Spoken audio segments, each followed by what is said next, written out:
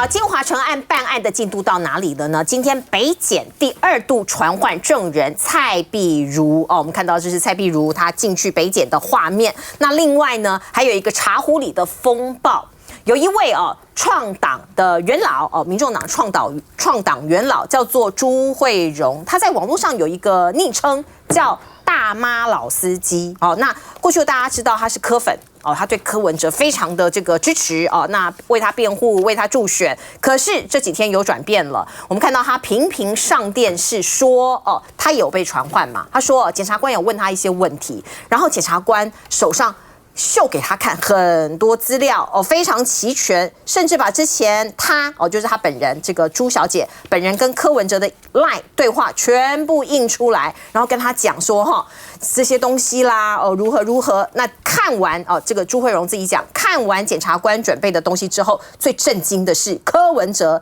到底对不起多少支持者，到底有多大的程度意思就是说很可怕他死定了他下了这样的一个结论，在友台的政论节目这样讲。那内容大概讲到说那时候在竞选的时候，小草去扫那个 QR code 捐钱给柯文哲当做竞选经费，可是全部都到木可公司去了那个 QR code 的连结是这样子的。那蔡碧如其实跟这个大妈老司机的关系很好，据说是姐妹淘她看到这个现象，她还劝他说你卖个讲啊啦你卖个讲啊，因为检察官这个你去北检当证人你要遵守侦查不公开而且现在诈骗横行我觉得呢，你这样讲会不会有没有可能也是检察官在诈骗你？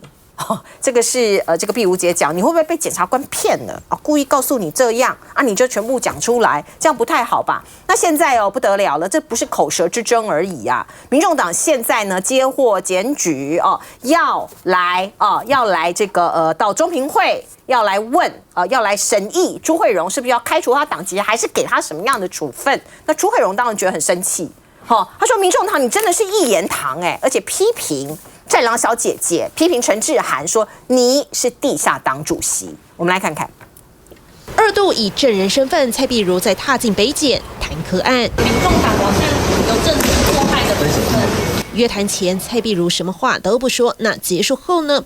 会不会像创党党员朱慧荣一样上节目全说了？最近朱慧荣凭在政论节目上分享日前北检约谈内容，他说检方手上资料多且齐全，还有不知自己名字被列在其中的文件。另外，检察官也讲了些让他难过的事，他是当场掉泪，还问检察官柯文哲什么时候变了。一连串打击也让朱慧荣在节目上感叹柯文哲死定了。只是现在也因为这段发言，朱慧荣被检举党中央要约谈，上面没有电话号码，没有联络人，那我觉得这样是一件非常不礼貌的事情，而且非常的没有纪律。他说这个才叫政治迫害。不满程序瑕疵且临时通知，朱慧荣第一时间更扬言要拉着编号005的先生跟004的自己一起退党。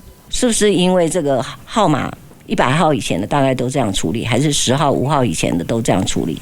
这是在暗算不是创党党员的陈志涵赶尽杀绝吗？因为看看朱慧荣脸书质疑中评会的约谈，难道只凭陈志涵的说辞，或者是他说我为了钱，那能多少钱？怎么样算起来应该也没有他薪水好啦。不知道他的这些言论的相关的依据是什么？据我的了解，确实有非常多的检举，但是这些都与我无关。党中央则回应一切都是按规定，且否认一言堂指控。而事隔一晚，带着 KP 徽章的朱慧荣退党之意似乎也没那么坚定。是他不爱我，又不是我不爱他，对不对？哇，你看他头上这个还带着 KP 的 logo，可见他真的还是蛮爱柯文哲的啦。不过到底是谁检举的？是陈志涵自己一言堂吗？据说民众党新竹县的党代表叫徐胜林说：“狼是我干部委啦，我检举的啦。”就陈志涵在底下给他留言说：“谢谢胜林。”好，来先请教来议员。其实我是觉得说这个案子办到最后，大概也快尾声了，然后大家都这样讲。但是话说回来我认为朱慧荣他有比柯文哲还要令民众党伤心吗？这是一个好问题呢。就是说，民众党对到现在来讲也没有调查柯文哲啊。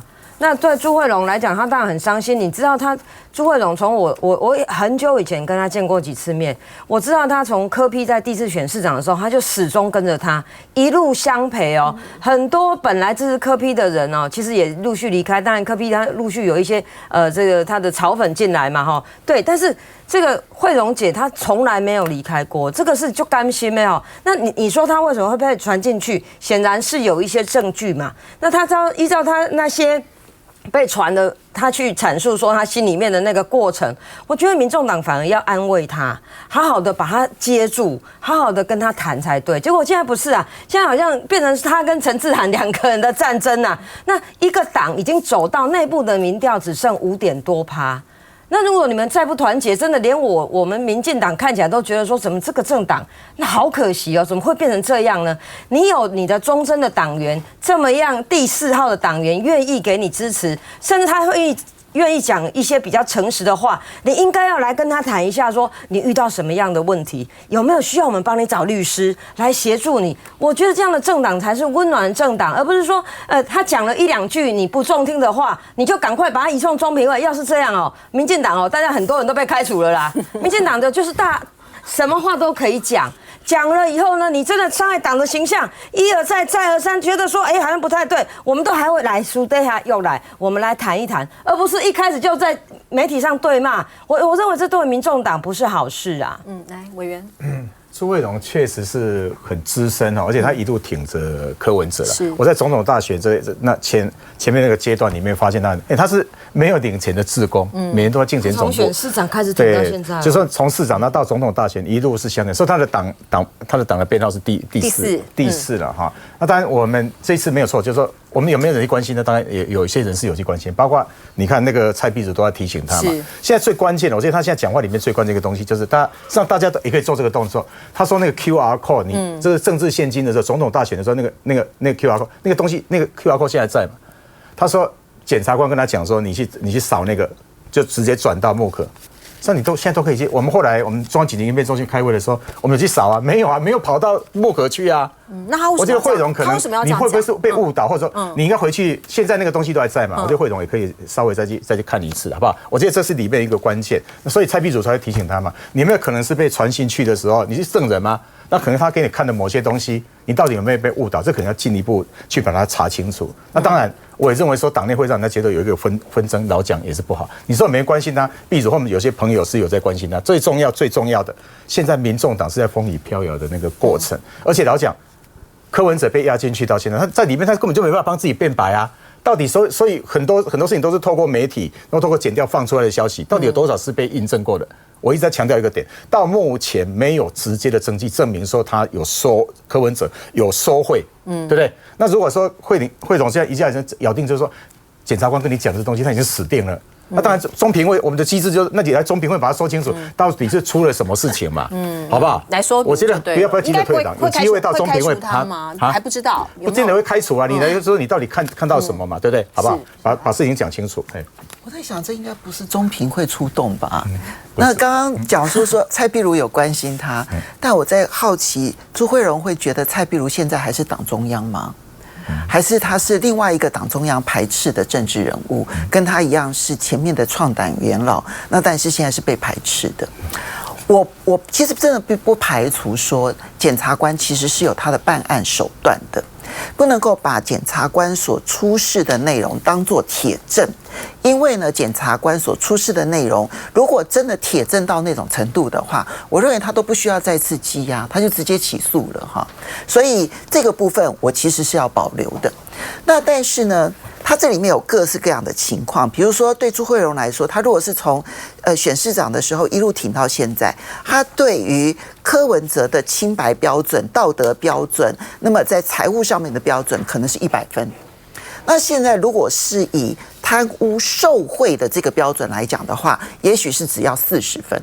所以他可能觉得其实他现在已经只剩下70分，只剩下60分了，所以对他来讲觉得很不堪。那也许对于到那个收贿的这件事情的那个标准可能还不到，因为这法律的标准跟每一个人心目中的道德标准有很大的差别，这是第一种。第二种是检察官可能提示的证据，尤其他这里面秀的是对话，那如果是对话的话，常常检察官不见得掌握那么多，但是他要跟你说这么多。好，这里面呢，我当过证人，其实我能理解检察官的各种手段，威胁、利诱，或者是恐吓的，或者是那种欺骗的，在所不惜。这样子，如果没有很坚定的对一件事情的想法跟清楚，我告诉检察官说，我知道的就是这个部分的事实，你不要想在我的嘴巴里头硬塞什么样子的话，那么这个时候你才能够去应付检察官，但这并不是一般人在应付的时候能够面对的一个态度。所以我觉得这里面当然也有检察官的手法的可能性，但是其实之前我就讲，我说民众党现在是刺猬，谁稍微碰一下，就所有的人就像都是一把刺，就开始往外飙张起来，飙张起来。其实这件事情本来应该是一个很单纯的事情，那么你去跟朱慧荣去讨论，然后这也不是这一类的事情连电话沟通都不应该，因为电话沟通当中失去了人跟人之间的表情跟肢体语言，你是没有办法去理解对方可能承受的压力或者承受的难过。如果你真心是希望朋友越来越多的话，那这时候其实派一个人去跟他好好的谈，然后去了解他内心所受到的一些影响。那这个时候呢，其实说我们在没有起诉之前，我们都不要下定论，因为这里面有太多的不确定因素。我觉得这不是中评会该做的事吧？这应该是很多，如果被外界认为民众党中央还拥有权力的人可以做的事吧。所以为什么民众党有这么多的离职或是前幕僚、前党员不断的在媒体上面说出一些不利民众党的话，可能就是他们在这一块做的太差了。包括你看张义善不断的在讲话他现在把矛头也对准了这个陈志涵，说小心皇上亲封比特犬的他。这就是民众党现在的处境。来，我们进一下广告。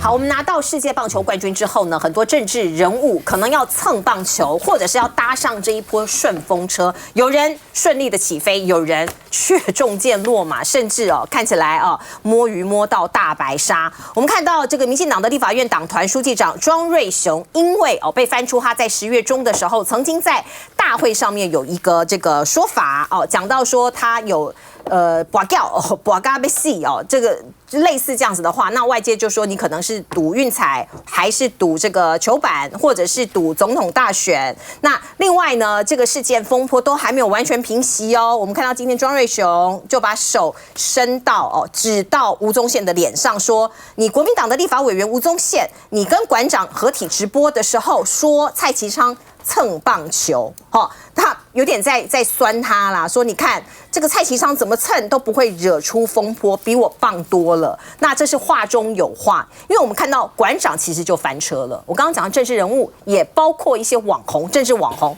馆长因为自己讲说，我少年的时阵，20几岁的时阵，嘛是在做球板，结果后来哇延上了耶！现在有2大企业跟他切割了，包括我们看到的是中信兄弟球团、和泰企业、和泰山企业都跟他切割，因为毕竟这个是不是好事嘛，所以企业要切割，我觉得这也是自然。那另外毛家庆因为有一些这个馆长或者民众党的支持者觉得说，为什么只办馆长不办庄瑞雄？因为我刚刚不讲吗？庄瑞雄在立法院也讲过类似的话嘛所以毛家庆跑去告发庄瑞雄涉嫌赌博罪，说你可不可以也比照馆长的标准来侦办？馆长是用他字案侦办，我们来看看。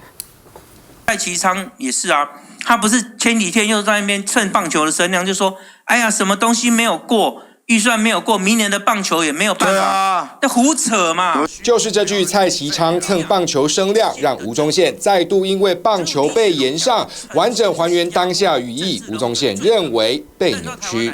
我从来没有否定掉蔡其昌对于棒球的贡献，我讲的是他把预算，我们在审预算这个东西，跟明年没有办法打棒球，这两个是完全无关的嘛？说是不满蔡其昌把总预算和棒球绑一起，从来没有否认他对棒球的努力，只是12强都已结束，除了蹭不蹭能吵迁赌问题，也在法院开战。他在总统大选，哇咖啡戏多少有在玩球板，这些话都在立法院公报。台北地检署对于执政党的立法委员到底敢不敢办呢？庄瑞雄就是赖清德的水源一瓶。如果庄瑞雄呢有用当年蔡英文跟赖清德内部民调的资料去分享给主头，就是意图盈利赌博罪的。就因为馆长一句以前做过球板被绿营群起围攻，而民进党立委庄瑞雄质询时也说过一句自己家钱有在赌，反被开告涉赌罪。给到我的话，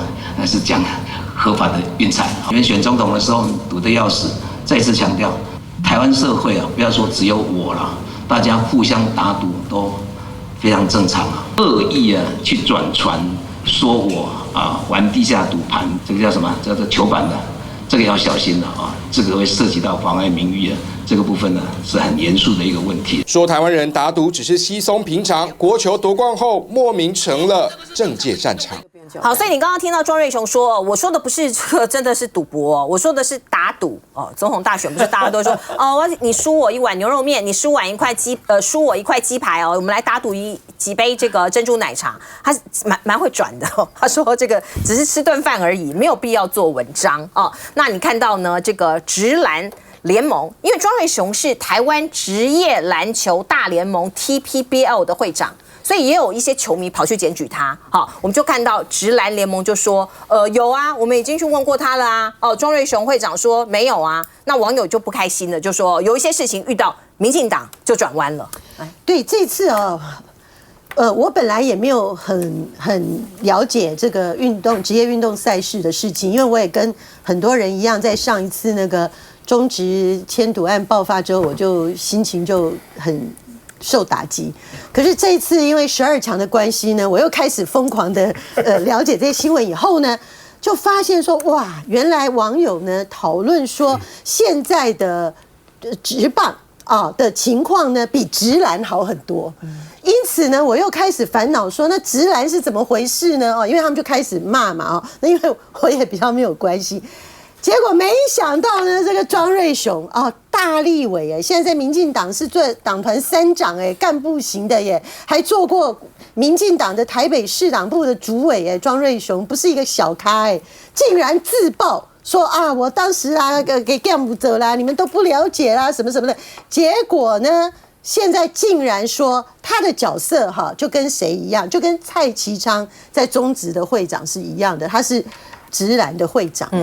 一个直篮的会长在质询台上讲这个话，而且已经网友都在批评说，现在的风气呢，棒球很好，可是篮球不行的时候，你庄瑞雄要不要调查？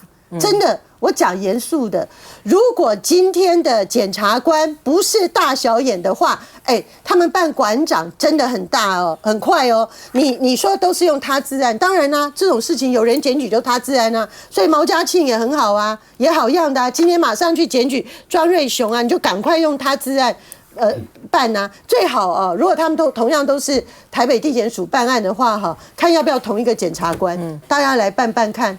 到底情况是怎么样？因为很简单，庄瑞雄的严重程度呢，比馆长要严重。因为在讲呢，他是蔡其昌那个职位，如果他涉及签赌的话，那真的请鬼拿药单。如果他在当会长的时间点，他是连运彩都不能玩的哦，这是有规定的，因为他是这个台湾职棒篮球大联盟的会长，但是他连运彩都不能玩。但是他自己自曝的，他有没有搞地下的？有没有大家不知道的？对不对？尤其是说，为什么这只有司法检调才可以？那个部分，你要去收很多人的手机啊、通联记录啊，他那个时候的 Line 啊，那些在搞这些这个运财赌博的角头的这些东西啊，你要循线查、认真查，就是要这样查。我觉得蔡其昌真的是祸从口出，因为他讲的那一段话，大家如果去看那个对不起，庄瑞雄，他真的是祸从口出。你去看他在立法院执行那一段话，你很难相信他没有在赌，真的很难相信来，他讲的是我给干五的胜，好，他讲的是运财啦，公博呢，对啦，他其实他先讲说你们仔细看都不懂地下的那一段确实我跟你讲我也不懂啊，我就是因为这一次这个12强我也是跟永平姐一样，我觉得好兴奋我觉得我一定要，我是始终爱国球迷，无论大家说中华队、台湾队会怎么样，我就是买。终于爱国球迷，运彩我有中我好开心。我说老天爷眷顾我们这些爱国球迷，真的就是这样子。你比较厉害，我还没想到。我才问那个彩券行的在那边买的人我问他们说，为什么有在讲？人家在讲运彩跟地下赌盘，这又是怎么回事啊？那我才知道，直到馆长在讲球板，我还很疑惑，问我助理说什么是球板，你知道吗？他才解释给我听说，原来球板就是主头的意思。那我说为什么有运彩要买啊？你为什么要买地下的呢？因为他说赔率比较高。好，我为什么要讲这一段？就是说我本来不了解，后来问了市井小民事件，就发现说，其实地下赌盘还是存在的。那庄瑞雄这一段话呢，没有错，他是在国会殿堂上提出质询，他的用意在于说，要行政院要正视，如果我们的运彩在行销、在赔率上面可以来修正，可以有更多的收入、更多的盈余可以挹注在体育上面，还有办法跟那些地下赌盘做竞争啦。他的原意是这样。那没想到呢，其实一开始是谈馆长他自己说我在做球板的时候，你还在实夸姐妈妈我要这样子，妈妈咋抠，就是因为这样。那我再回到刚刚吴宗宪立委这个，我看了以后，我是觉得有点伤心的吴委员他以前在我们新北市法制局当局长，他也还蛮中规中矩的，怎么到立法院以后变形，你知道吗？你现在想蔡其昌蹭，那你不是在蹭蔡其昌，你不是在蹭棒球，你不是在蹭馆长吗？很多议题大家都可以讨论，那你要不要后面再来修正？我觉得是有点失望啦蔡其昌在这一路上为职棒做了多少努力，好不容易职棒跟棒协两个团体可以一起来为台湾的棒球做努力，到现在一步一步做工做甲老官，好你嫌甲老烂，就是这个道理嘛。那阿管为什么会出事？就是因为他在举国欢欣鼓舞的时候，他在上面讲说，好了，可以了啦，就这样啦，选手就这样啦，那个陈杰宪你就这样，可以走了。几户就是台语讲骗秀啦，让大家觉得你看不起这些球员，你看不起棒球。蔡其昌的部分其实没有人否认他的贡献啦，大家其实朝野都是啊。那为什么吴宗宪讲这些话呢？他不应该去讲吴宗宪做一个立委去跟一个做球板的人同台，然后来骂蔡其昌，这像话吗？人家在讲的预算，现在预算还在审，预算根本都还没审完，预算要赶快审过，就去讲什么经典赛的训练费用才有办法动用吧？好来，赶快审过，这是好意嘛？现在是预算是好意嘛？启开委员。凡走过必会留下痕迹。立法院那个国会频道是很进步的，大家可以去看一下影片，自己判断这个庄瑞雄有没有祸从口出，有没有搬石头去砸自己的脚。我提供大家2段的话这个因为我们的那个国会频道都还在，大家是可以去看的，自己去看会了解。可是有2段话很经典，一开始讲议长你唔知影啦伊就讲我加减有咧播啦，你嘛知影。这句话引起最大的一个讨论。第2句话也很关键，他说韩国瑜你选总统的时阵，我是搏到要死的。然后那个背景是什么？大家去看一下那个影片你就知道啊。那他当初在讲什么事情？他就是说运财跟地下这个运财是不一样。他等于那一场这个质询他是在教周荣泰认识什么叫做地下的这个。周荣泰显然也不知道。周荣泰是学法律的嘛，实际上你不是只有看庄瑞雄在讲，你可以看一下那个周荣泰那个反应。当然知道他院长在那边又是学法律，当然知道说一个国会议员上面这样问是不好的嘛。那我觉得现在第一个大家就去看影片就好，也不要讲太多，每个人会有自己的判断。那第2个，机场馆长都被告了以后都开始在查了嘛，对不对？就公平起见嘛，毛家进去了，赶快查清楚，没有的话就还给庄瑞雄这个公道嘛，对不对？那时候有的话该办就办嘛。是，好，我们进一下广告。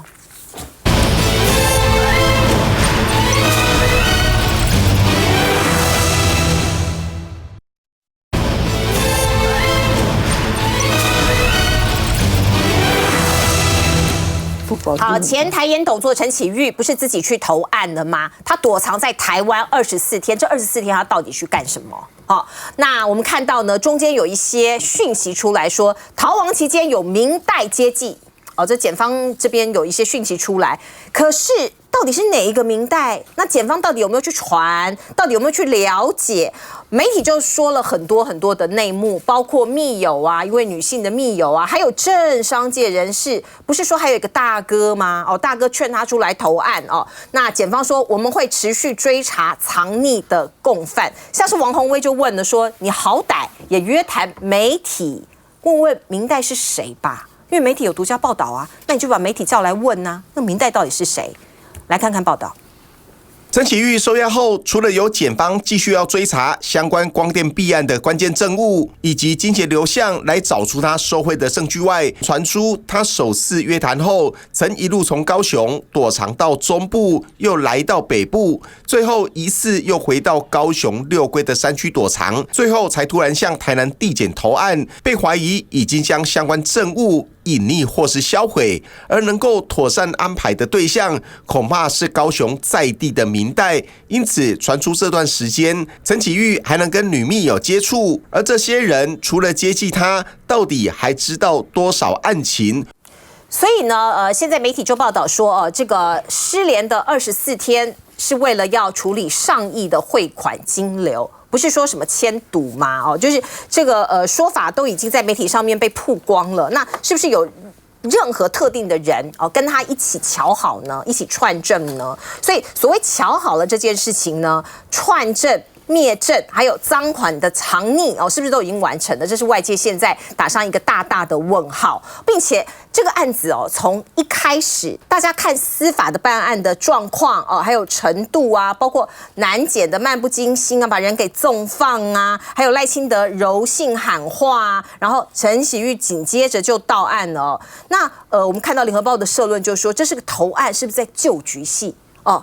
大局为重，在救局戏，陈启玉某种程度来去自如，对啊，陈菊绝对是陈菊的大将嘛，因为他就会是从于正宪开始，然后到陈菊的时候担任他的副市长，所以大家都把他认为是局系。那你在高雄菊姐他是位高权重啊，即使他现在在监察院还是有非常多他的子弟兵。这次在高雄选举的时候，还是在看板上面都会写说是陈菊子弟兵。拜托，陈菊子弟兵看板一做都有好几百份呢。那你如果说局发生的问题的话，你叫这些已经花钱的这些局系子弟兵怎么办？当然最主要像还有包括除了陈启玉之外，还包括许明春，所以很多人就把他这个目标就是放在这个陈菊的一个身上，所以我们都认为说应该会找其他的人，像陈菊或是许明春，就到他们断点都到这个地方为止，不要再往上延伸。那陈启玉他所牵涉到的一个掏空，因为他的这个价格是非常高的。那我刚刚听到说他大家认为说他豪赌的时候，我们其实地方就已经在盛传，因为你只要说他豪赌，他5亿豪赌完之后，5亿是不是就不用交代他金流？5亿就不用去交代他是怎么样的？你与其去查那个11亿，哇塞，你每一笔的金流都要这样一一来条列，5亿先去掉好不好？那你就可以说反正赌光了嘛。那搞不好这5亿是给更上层的，就不用去做一个交代。所以当我们地方听到这个豪赌这件事情的时候，大家就画出很狐疑的一个眼神，会有小赌哦，但是你说到豪赌，如果豪赌的话，绝对不是最近几年，是一定长期下来才会豪赌嘛。人的赌都是慢慢养成的嘛，因为你赌惯了，你才会一下之间出手这么做，而且特别到5亿这样的一个层次。那你如果知道是这样的话，那你之前，那你不是让过去纵用他的这些高层看走了眼吗？那你是高层看走了眼，还是什么样的一个因素？所以我觉得陈菊这件事情，说实在的，一定有很多的猫腻。但是呢，我对于目前的检调单位，我一点都不信任。所以说，你告诉我是不是瞧好了？我觉得有某种可能，因为我们现在的监察院长，我们包括这些的系统，大家你会发现，所有的人都是把它断点到许明春跟陈菊，不敢再往上去了。所以你现在可以看看后续的发展，但是应该剧本就是照这种写法。来，玉芳委员，这个说是谁的拍戏哦，真的我们都不知道了。而且拍戏里面有的有很亲，有的很疏。究竟这个陈启玉跟陈菊的关系是很亲，还是有一点点疏，或是不亲不疏？其实我们都不晓得。所以我觉得就事论事，好，他跟什么拍戏无关，就事论事。他现在出了这些问题，那应该要怎么去去解决。那他可以跑那么多天的话，那显然是的确是有人要支援，要支持，因为你光是你要吃饭，你也没有办法到外面去吃，你要在这个室内，那所以提供你这些居住的这种环境，而且是这么多天了，不是1天2天而已，所以当然人家说可能山区是比较有可能，因为山区的话，一般人比较不会往山区走嘛，高雄县就高雄市的原来的高雄县的部分，的确是有很多的山区，对，所以这个不过很好玩一件事就是说，为什么他的通缉的照片那么年轻呢？这个大家会觉得比较有意思的地方，跟他现在不像，所以他还可以去夜市，我都没有被发现啊。来，请教陈启玉的问题啊，我觉得他这个来去自如4个字呢，就跟那个谢宜容的目的良善4个字啊，会成为一个民进党的魔咒。好，因为谢宜容的目的良善，大家不要以为他已经解决了。洪申翰到现在大家还在盯着瞧，说那你这个劳动部到底出什么报告给我们？那谢宜容最后他会不会又爽拿退休金？又全身而退？所以这件事情还在发展中。可是陈启玉的来去自如啊，我觉得是大家觉得完全不能理解的。第一个，你第一时间明明他的这个事情包含连苏贞昌都要说他很早就知道，所以他当时把他范而调拔关，那个对拔关什么的。问题是你发展了这几年，然后好不容易检调开始办，你竟然把它纵放。然后纵放第一时间呢，还放出混淆视听的消息，对不对？有说他已经什么跑去东南亚，什么做汤啊，跑招楼，有的说他这个被黑道这个怎样，然后呢，后来竟然发现说，原来他还在那边桃园要去夜市，好高兴，还带个女朋友可以吃东西，我就觉得说台湾到底是怎样啊？我们真的是这个对于罪犯还号称什么我们犯罪率很低，一个大罪犯你都可以让他在那边跑来跑去，真的就让人觉得说你民进党就是有关系就没关系，就真的很过分。就这件事情我觉得民怨很大，所以现在的陈启玉案的检调单位，他未来在起诉书上不是只有他这个案子，他这24天到底是谁接应谁躲藏，到底他灭了哪些证，清清楚楚交代出来，否则民众被棒拎耍。来，凤馨，从一开始的时候，我们的检方法务部就说完全掌握陈启玉的行踪，那我们就希望他交代这24天他到底跟谁接触。那这里面呢，洪威呼吁说，你其实好歹问一下媒体，媒体说有南部的政商大咖介入，那就问一下媒体嘛，因为这不牵涉到消息来源，只是媒体说不愿意去惹祸上身，这里面可能有司法纠纷。可是你问题你在检方这边作证，其实道理来讲，这个证是要做的哈，那就知道说到底是谁接济他，因为这背后牵涉到了很多的金钱往来的问题。其实第一时间陈启玉，大家仔细要想一下这个时间点。陈启玉最早开始办这个案子，然后呢要声押，没有人说他赌博，没有。然后呢，等到他逃亡了之后呢，先是说他离婚了啦，他这个什么有密友啦，有女密友啦，先让他跟他太太之间先切割。好，那这件事情呢，现在看起来他确实有女密友，那我们这没有什么话讲。突然之间，等到他投案的时候，哇，全世界的人都知道他赌输了。这是一件很莫名其妙的事情，5亿的赌债，各位你不觉得这个很莫名其妙吗？那你要知道，要欠5亿这件事情，你必须要有足够的信用，人家才会让你欠5亿啊。他如果不是台研董事长，不会有人让他欠5亿的。那换句话说，如果有欠5亿的事情，那也是台研董事长时候的事情。那请问一下，当初用他，不管是用他当副市长的陈菊，或者后来用他当台研董事长的蔡英文，要不要负责？你居然用一个好赌成性的人，但最后我要提醒检方，不是外界传言他有5亿的赌债，你就可以一笔勾销。这5亿的赌债你也追清楚，他赌给谁，输给谁，哪一个赌场大亨可以去赚走这5亿？交代清楚，否则的话，你的起诉书是不会被接受的。陈启玉这个创了很多新的这个记录哦。第一个，从总统2度出来喊话，行政院长给喊话，结果我们的检警调说全部都出动了，24天抓不到，他创个纪录，一个闯他的女性密友，还可以去扯牙期，这是第一个。第二个，大家晓得吗？到目前为止，他来投案没有照片，他被收押进监也没有照片。然后第三个，他这个可以对比一下柯文哲，你看柯文哲被铐手铐的时候，那个照片就出来，对不对？对，还要讲说他的脸色。陈其到一张照片，他被收押进监的照片一张都没有。第三个。然后再去看看他那个被通缉的那个照片，台南地检署我有个铁线姐，你怎么用那么年轻的照片？不然一血牙期啊！你如果从那个通缉的那个，你要通缉那个照片，根本人也对不起来啊，那更离谱了。这个案子是多久的案子？3年前台南地检署跟一个案子拖了3年，然后到后来台北地院把它放回去。那台南地检署，你说你有在监控啊？你科技办案，结果人还让他跑的，这个才是现在去追究的。那我觉得现在台南地检署至少做一件事情嘛，既然媒体都讲了，对不对？就说有人在掩护他，这是一个嘛。那第二个，赶快要起诉，那个案情要非常非常的清楚。因为第一个，他目前他很清楚拿到7亿的这个收贿的这个钱，对不对？然后他掏空我们11亿，现在后续还有很多哦，包括台泥就是说可能要求偿140亿的不平等条约。一共你施工多少，然后你要赔偿你10倍，后面还一堆人所以这个案子不是现在是一个什么画那个据点啊，你现在把那个什么陈其仪把它盖起来，不让我们看就没事了。后续的事情太多了，至少以前还可以写其准谁掩护他去的。然后到底里面还有多少这个内幕？那个钱到哪边去了？赶快追出来给人民看。好，我们进一下广告。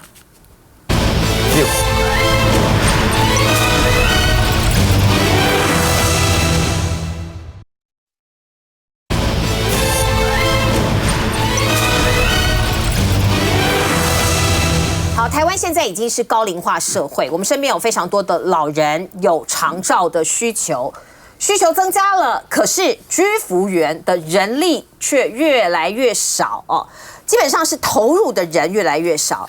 过去你可以看到，从2020年那个时候，我们的居服员的人数大概3万多人，隔年大幅的增加，将近1万人哦，增加9000多人哦。可是到了2022年，增加人数就开始变缓了，一直到现在，每一年增加才几百人，就是来不及追上那个需求的速度哦。所以我们可以看呢，包括这些从事居服的人力哦，年纪也都比较大一点，这是可以理解的。可是我都没有想过这种是老人照顾老人哦，是有报道说是老照护，70岁的阿嬷变成抢手的居服员。那当然他没有办法做那种很劳力的事，比如翻身啊，背这些这个老人家啊，或者是一些残障的人士。可是他可以跟你聊天哦，因为这个阿嬷比较特别，她66岁的时候，那时候体力还行的时候就来做居服员的，然后累积很多的经验，所以变得很抢手。只是说未来怎么办，政府可能要赶快来重视。我们来看看。台湾长照人口需求越来越多，但居家照服员的成长人数不增反减，成长率是有雪崩的情形。从2020年将近成长80%，到今年只剩下1.6%。长照需求从2020年82万、85万、88万，到今年需求数已经超过94万。居服员闹人力荒，像是这位即将55岁的杨老师，已经有12年的医院居服员经历，现在转换到长照机构，体力上相较轻松一些，但还是需要大量的热情。如果你今天是为了工作的话，其实就会有一些，他会觉得说我不需要付出的这么多。像我的话，我助理只有一个，那个护理师啊，还是家属啊，还是病人，都可以 Q 你。居服员人数成长上不来，居家服务策略联盟指出薪资隐忧。目前5万多名居服员，年轻人未满25岁的不到2000人，缺工关键可能在于升迁、薪资等制度。我们的长照是政府就是高度管理的这个一个行业别，所以政府没有调整的话，那当然我们的这个薪资水平只会在7-8年前。那这样子的话，对于这个年轻人他的诱因就很低。我自己的单位大概在去年的有一个76岁退休。那其他单位我最近有听到是就是84岁退休。我们开一个职缺，大概3个月吧，也还没有找到人来面试。我们2/3是的确是在45岁到64岁之间。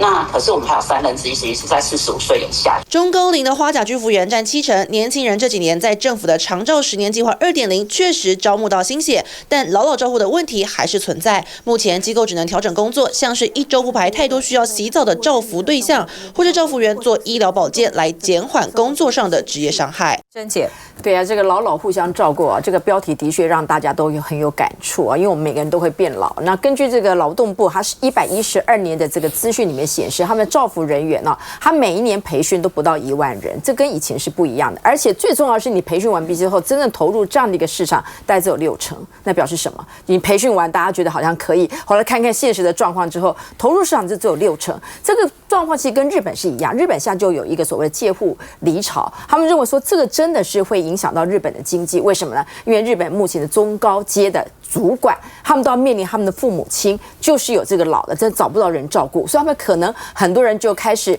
半薪，或者用什么样的方法，甚至离职去照顾这些老人。那这些做中高级的主管都是整个经济的一个命脉，然后反而是造成，所以日本就分析说，因为太多老人要照顾，我们的人力没有办法，造成日本的经济因此就下降，这也就是一个现象的问题啊。所以你说这个问题该怎么办？我个人觉得啦，政府对于这个所谓的住宿型的这个照护中心，应该是要广设，而且你对于入住的这个费用的补偿，应该是要好好来去做。那它包括一些长照的保险等等之类的，还有包括刚刚所提到的整个升迁，还有整个薪资。如果这些不解决的话，源头就找不到那么多人，你更不要说进来之后又与年俱减的话，那这个问题是没有办法解决的。嘉玲，确实我在新北第一线看到的就是说，居服员的部分很缺乏，连社工都很缺，很多的年轻人不愿意投入这个产业啦哈。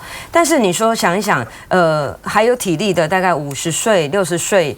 这边以前我们叫老年人呐，以前都是50老娶了，60老翁啊，现在不是啊，现在60岁都是壮年呐，每一个都很健康。所以我在很多的社区还有长照的据点，我也看到很多大概是50、60岁甚至60几岁的伙伴们投入这样的产业啊，投入这样的服务。那照顾的可能80岁、90岁，在中和我每次去参加活动，都会遇到好几个90几岁甚至快100岁的阿嬷阿公。我每次看到他，我都觉得好开心哦，你又来了，表示说大家活得很快乐。所以这样的产业需要中央跟地方一起来携手，如何改变这个薪资的结构？因为它现在是最低是3万2，3万2。那虽然说时薪呢，可能200元以上，但是能不能再调一些？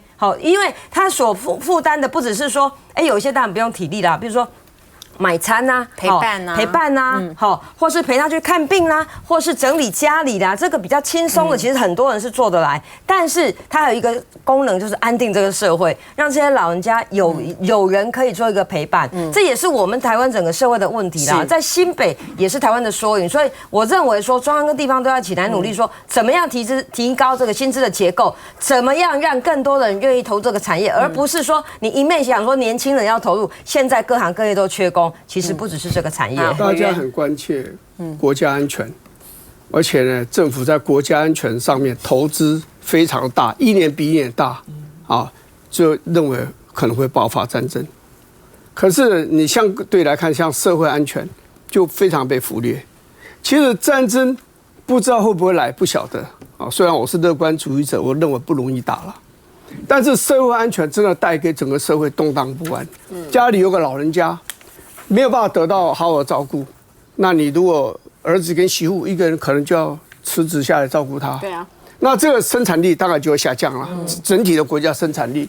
所以我认为国家安全固然很重要，社会安全其实也应该是国家安全的一部分，政府应该在这上面要增加投资我认为居家的这个服务业为什么会变少？第一个老化，很多人也老了。他自己都需要人家照顾，他没有能力照顾别人。第二个就是待遇太低，而且我认为第二点的可能性，搞不好比第一个因素还要更高。这个现在居服员已经7年还是8年没有调薪了。过去我记得这个赖清德总统曾经讲过，做功德在社工界就引起非常大的反弹。不要只是做功德，你要给人家应该要有的报酬啊。这就是这次为什么劳动部的霸凌案让大家觉得这么的悲观跟绝望。因为你一个要照顾劳工权益，要提升不管是薪资或者是他的工作职权的保障的单位呢，可是却烂到从根烂起，你就会觉得说，那我们的倚仗在哪里？那我觉得长照员这个问题刚才我们议员讲的事情，我也要呼应，就是说，其实台湾的少子化呢，这个事情也是要关注。所以呢，除了希望提升年轻人的待遇以外，我觉得一定要推动一个这个长照科技政策，你就要用 AI 啊，要用机器人啊，这是台湾的强项啊。我们可以用这个方法来补足一些需要体力的不足。蔡英文的长照2.0的重心点是要居家照护，但是呢，尽量减少这一些照护的机构。可是如果说你想想看，居家服务员他一家一家的跑，他有多少人力可以做这样的事情？所以你那个社区的